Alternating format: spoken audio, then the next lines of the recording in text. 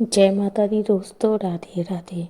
आज के वीडियो में मैं लेकर आई हूँ कार्तिक पूर्णिमा 2025 में कब मनाई जाएगी पूजा विधि, पूजा का सामान, स्नान, दान और दीपदान का क्या विधान है, सब कुछ आपके साथ यहाँ पे मैं शेयर करने वाली हूँ। देखिए, कार्तिक पूर्णिमा 2025 5 नवंबर बुधवार को शुरू हो रही है, जिसकी तिथि का जो प्रारंभ हो रहा है वो 4 नवंबर को रात 10:36 पे होगा और समापन 5 नवंबर शाम 6:48 पे रहेगा। इस दिन कार्तिक मास के आखिरी दिन विशेष पूजा, दान, स्नान और दीपदान का विधान होता है।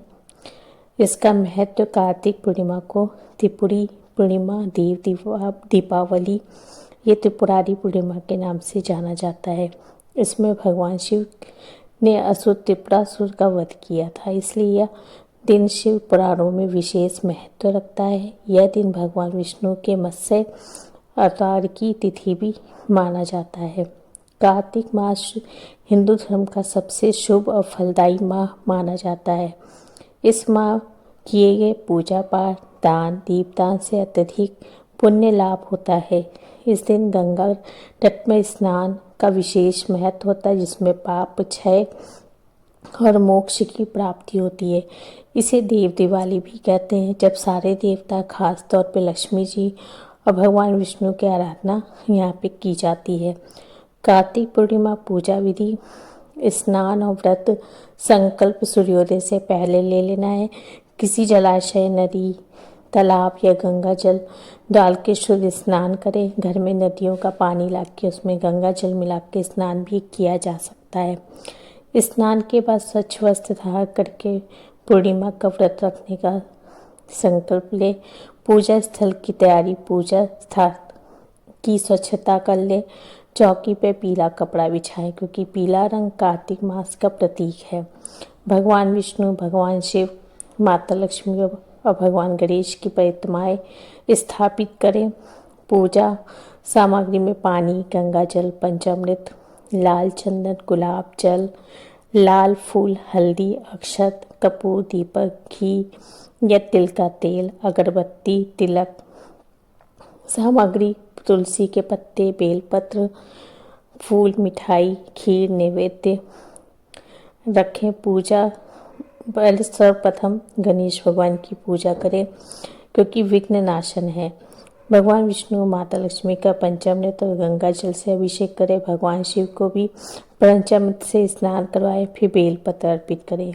देवताओं को पुष्प और फलों से श्रृंगार करें और साथ में आपको भगवान विष्णु श्री सूक्त या विष्णु सहस्त्र नाम का पाठ करें, लक्ष्मी माँ का पाठ करें और फिर दीपक जला के आरती करें। पूजा के पश्चात चंद्रोदय के समय चंद्रमा को अर्घ्य दें। अंत में सभी भूल चूक के लिए क्षमा प्रार्थना करें और दीपदान अवश्य करें। इस दिन दीपदान करने का बहुत महत्व होता है। ये कार्तिक मास का आखिरी अंतिम दिन माना जाता है, तो इस दिन दीपदान अवश्य करें। 11, 21, 51 या 365 बाती का दीपक बना के दान कर सकते हैं, या तो दीपक केवल दान कर सकते हैं। तो जैसे घर पे आप दान करना चाहिए तो 365 बाती बना लीजिए और एक बड़े से दिए में रख के उसे सिर्फ एक ही चीज़ का यूज़ करें, चाहे तिल का तेल हो, चाहे घी हो या सरसों का तेल। इन तीनों में से कोई भी एक तेल लेके उसको एक बड़े से पात्र में मिट्टी का लेके उसको मंदिर में तुलसी के पत्ते के पास, शमी के पेड़ के पास, बेलपत्र या कोई पवित्र नदी है वहाँ पे जहाँ भी आपको सुविधा हो आप वहाँ पे ये जला सकते हैं।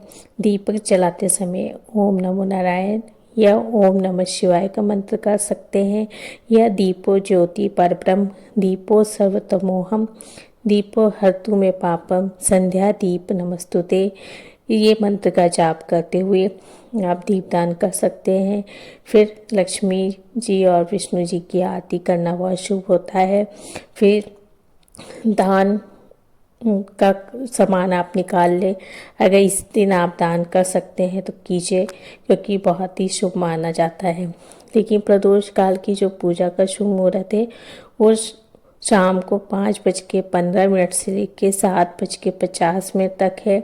जिस दिन आपको अंधेरा कहीं नहीं रखना है, सब जगह दीप प्रज्वलित कर लीजिए और भगवान का स्मरण जरूर करना है।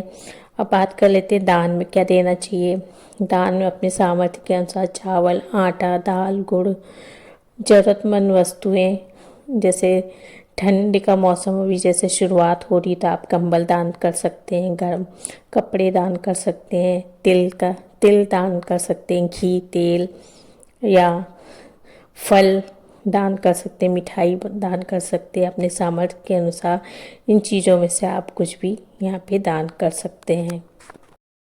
और इस दिन तुलसी जो पूजन होता है इसका भी बहुत विशेष महत्व माना जाता है, तो आपको इस दिन तुलसी जी की पूजा अवश्य करनी चाहिए। कैसे करनी है वो मैं आपको यहाँ पे बताती हूँ। आपको तुलसी जी के आसपास पूरा साफ सुथरा कर लेना है और व्रत पूजा का फल अक्षय करने वाला होता है। व्रत में सूर्योदय से पहले स्नान करके आप तुलसी जी के पास मतलब कि अगरबत्ती, कपूर, मिष्ठान, खीर, पूड़ी, फल, मिठाई, पीला कपड़ा, चुनरी, चौकी, ये सारी चीज़ें आप यहाँ पे तुलसी माँ को अर्पण कर सकते हैं। सुहाग का सामान आप चढ़ा सकते हैं तुलसी जी के, लेकिन इस दिन तुलसी के पत्ते ना तोड़े। इस दिन तुलसी की पूजा जरूर करें, लेकिन आपको अगर तुलसी की पत्ते की ज़रूरत है तो जो नीचे गिरे हुए हैं वो आप उठा लीजिए, लेकिन उनको उस दिन हाथ ना लगाइए, तोड़े भी नहीं। अगर आप घर पे दीपदान कर रहे हैं तो तुलसी के पौधे के पास 5, 7, 11, 21 इस तरीके से आप दिए लगा के दीपदान यहाँ पे तुलसी के पौधे के पास कर सकते हैं। जैसे मैंने आपको पहले भी बताया, देव दिवाली का बहुत महत्व होता है इस दिन। तो जो शुभ मुहूर्त मैंने आपके साथ शेयर किया है 5:15 से लेकर 7:50 पे, इसमें देव दिवाली के रूप में मनाया जाता है। इस मुहूर्त में आप दीप दान करके देवताओं के प्रति आभार व्यक्त कर सकते हैं। और काशी में बहुत ही धूमधाम से देखिए त्यौहार मनाया जाता है। पवित्र स्थान पे बहुत ही धूमधाम से ये मतलब मनाया जाता है। अगर आप जा सकते हैं तो ज़रूर जाइए, नहीं तो घर पे भी आप दीपदान कर सकते हैं। देवताओं के प्रति अपना भावनाएं व्यक्त कर सकते हैं, उन्हें धन्यवाद दे सकते हैं। दोस्तों, ये थी कार्तिक पूर्णिमा के बारे में वीडियो। पसंद आया तो मेरे चैनल को सब्सक्राइब कर लीजिएगा। धन्यवाद।